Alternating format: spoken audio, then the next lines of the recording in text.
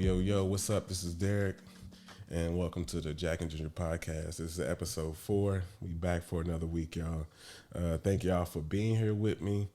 You know what I'm already going to ask you. If you on Apple or Spotify, go ahead and hit that subscribe button to make sure you get these updates every week. If you're on YouTube, go ahead and hit that subscribe button too. Also, like this video, leave a comment, and share too, just to help the channel grow a little bit. I'm still trying to get to 1,000 followers by the end of 2021. So y'all can help me do that. Let's do this together, right? So yeah, I hope you had a good week. You know, I'm having a good week so far. I'm high key ticked off because you know it's an SU homecoming week. I didn't make it. You know, COVID is still kind of lurking around out there. So I said, you know what, I'm gonna keep it safe. I'm gonna be responsible, and I'm gonna skip this week. I'm definitely gonna be there next year though. So to all my Spartans, man, y'all stay safe. Enjoy Norfolk or Norfolk, and just have a good time for me. And have a drink for me. Have a few. You know what I'm saying? Have a couple Jack and Gingers. And so last week I listened to, well, maybe last episode, I think I listened to Meek Mill's album. This week I actually listened to a Young Thug album over the last day or so. And to be honest, man, this is the first time like I really listened to a Young Thug album in its entirety. Like I usually like listen to little bits and pieces or listen to like whatever hot songs he's on because you know he always got like a little something going on. Where he got like a feature or something like that. But this was like the first full album that I listened to. And honestly, like I was surprised. Like it was actually like a dope project. He definitely has like, I think my two favorite songs on there, both of them are with Gunner. But yeah, I would definitely say it's worth a listen. I got like a new rating system, right? So I was doing like a 1 to 10 scale and I was doing like little fractions, but I'm cheating myself, man. Like I said, like yo, if I give a album a rating, I gotta commit to it. So shout out to my boy Corey. He recommended I do like a 5-point scale. So for this album, I think I would have to give it a 3 out of 5. Honestly, like I would want to give it like a 3.5, but I can't really do that anymore, right? So it's 3, 4, 5, 1, 2. So with this joint, I gotta give it a 3 out of 5. So, but it's definitely a good listen though. Like he definitely surprised me. I think my favorite song from Young Thug is a song he had with Meek Mill, "We Ball." I think it was like two albums ago. Like I said, he always had like dope features or whatever, but this was the first time I really got to sit down and listen to his album. So I definitely think the album was dope. Yep, another thing going on this week is this Kyrie Irving news or the situation or whatever you want to call it. Like, I definitely support Kyrie Irving 100%. Like, if you choose not to get the vaccine, that's 100% your choice. I don't think anybody should pressure you into it. I don't think that you should be mandated to get it, but I also feel like you have to accept the consequences that come with it. Now, I'm not the biggest Kyrie Irving fan, right? Just because I feel like he's self-destruct like a lot of situations. Like, you know, full disclosure, I'm a LeBron fan. When he was in Cleveland, I feel like, you know, they had a good thing going. They had the K-Love, Kyrie, LeBron connection. And, of course, after winning the chip, he said he wanted to go and do his own thing. He went to Boston. Didn't work out. Then he went to Brooklyn. I mean, they didn't win a chip last year, but they would have been competitive if, you know, him and Harden stayed healthy. But now he's in a situation where, if y'all don't know, Brooklyn, I think in New York City, there's a mandate where if you are in like big events or something, you have to have the vaccine. So, of course, Kyrie does not have the vaccine. So initially they said that they weren't going to allow him to play in road games.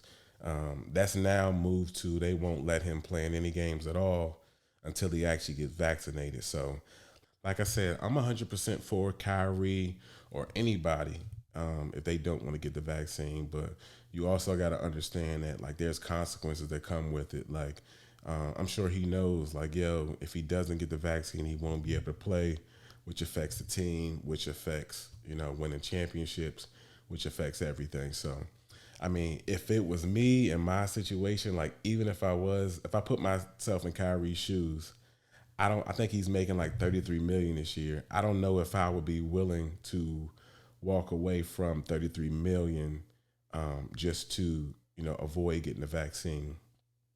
But then again, I also feel like it's like a no-win situation for him because he's been really I can't even say he's been outspoken. Like I guess his message has he's trying to be the voice for the people that are voiceless. So if he turns it around and gets the vaccine now, then it's gonna look crazy. But if he doesn't get the vaccine, he loses 33 million. I don't know. Like I'm not taking a 33 million loss, so I would go get the vaccine. But that's just me. But like I said, we'll have to see how it plays out. Hopefully, I don't see the NBA, or the Nets getting off of the stance that they're gonna not allow him to get the vaccine and play. So we'll see how it goes. So I think it's just a messy situation, man. So, but hey, go Lakers. LeBron is gonna get another chip this year anyway, so it really doesn't matter. This helps Bron. So at the end of the day, I'm cool with it. So, you know what time it is. I've committed to this every week. It's time for the Jameis Watch. No, Jameis. Jameis. How did the defense in the running game give overall shape to the way this played out, Jameis? I just think we were prepared. One thing my trainer, he told me, he said, what did he say? He just told us to be prepared. Yeah, I need to switch that up, but I got to find another soundbite. I don't know if I can find one that's better than that one, though. So it's time for the Jameis Watch. Y'all probably tired of this, but I committed to it, so I got to do it every week. This week, I think he threw for like 280 yards. He had 4 touchdowns. He did throw 1 interception. And, I'm not trying to make excuses for Jameis, but the 1 interception was because the offensive lineman stepped on his foot. That's the thing with Jameis. Like, what I'm realizing is like, it doesn't matter if he goes out and throws 10 touchdowns. If he throws 1 interception, like the media and people that hate him are just they're gonna kill him anyway. So it's really like a no-win situation. But he balled out again this week. Like I said, he had 280 yards, 4 touchdowns, 1 interception. The Saints won. They got a bye this week, so y'all don't have to hear me talk about Jameis on the next episode. So shout out to my boy. He balled out again another week. So as I told y'all before, I'm gonna do a weekly small business shout out. Just to shed some light on some small businesses that I think are winning out here, or some small businesses that I think like deserve some type of light, man. So the small business I'm shouting out this week is Carolina Zone. As you can tell, it's a Carolina-based business, and I will leave their link and Instagram in the comments section below or the description below.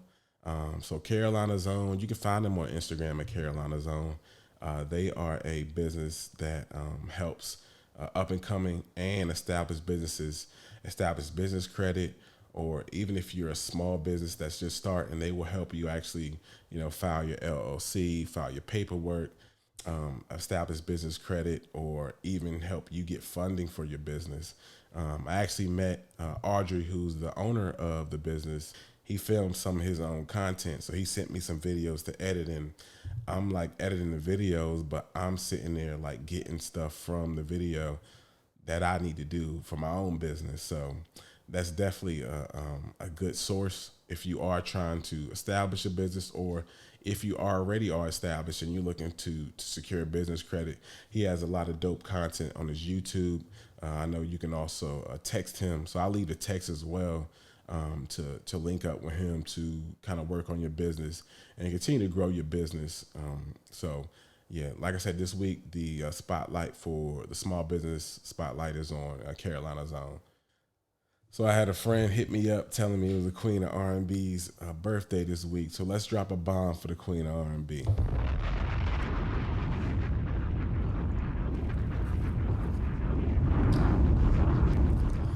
I know you're probably thinking like, damn, Beyonce's birthday is September 4th. It can't be her.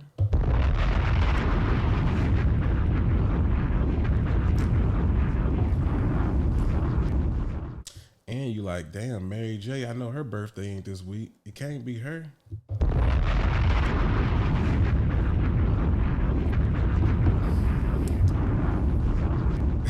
I know y'all wondering like, damn, if it ain't Beyonce, it ain't Mary, then who's the Queen of R&B?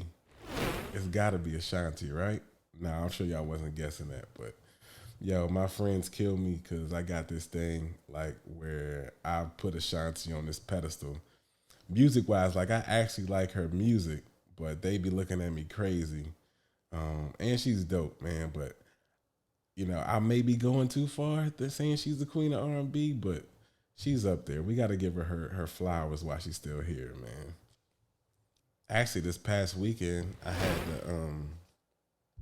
had a chance to go back home, which is crazy because like I haven't basically been able to travel back home since like COVID started or whatever. So I take that back. I did go back home for a couple funerals during COVID, but for me, like that wasn't a real trip home. So I definitely had a good time. It's always bittersweet going back home just because I know like my time is short and my home is Charlottesville, Virginia. Shout out to Charlottesville.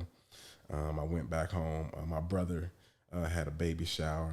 They are expecting a boy, baby bully.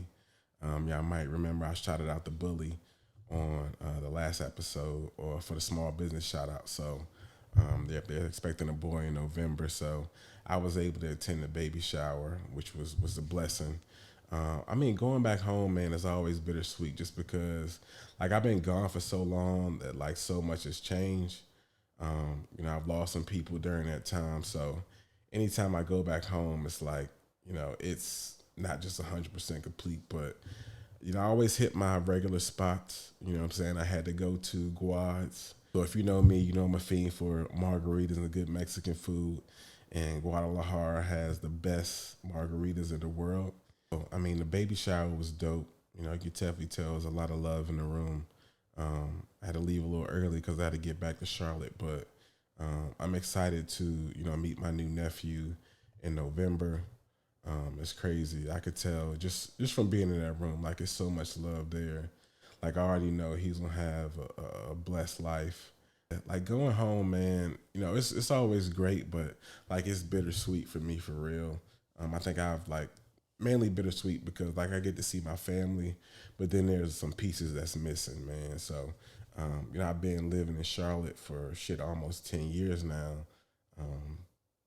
And it's just like going back. I feel like every time I go back, there's something that's a little different. But, I still enjoy it, you know what I'm saying? So shout out to Charlottesville, man. So yeah, man. So that's a quick update. Like I'm here at home, but I would rather be in Norfolk right now for Norfolk homecoming. But like I said, man, y'all stay safe out there. I'll be there next year, tearing it up with everybody else. Hopefully, hopefully COVID is done and we can move past this. So I'm looking forward to it. So yeah, so don't forget to like, comment, and subscribe, whether you're on YouTube, Apple Podcasts, or Spotify, or whatever platform you're listening to this on. I definitely appreciate it. And yeah, I'll see you guys next week. So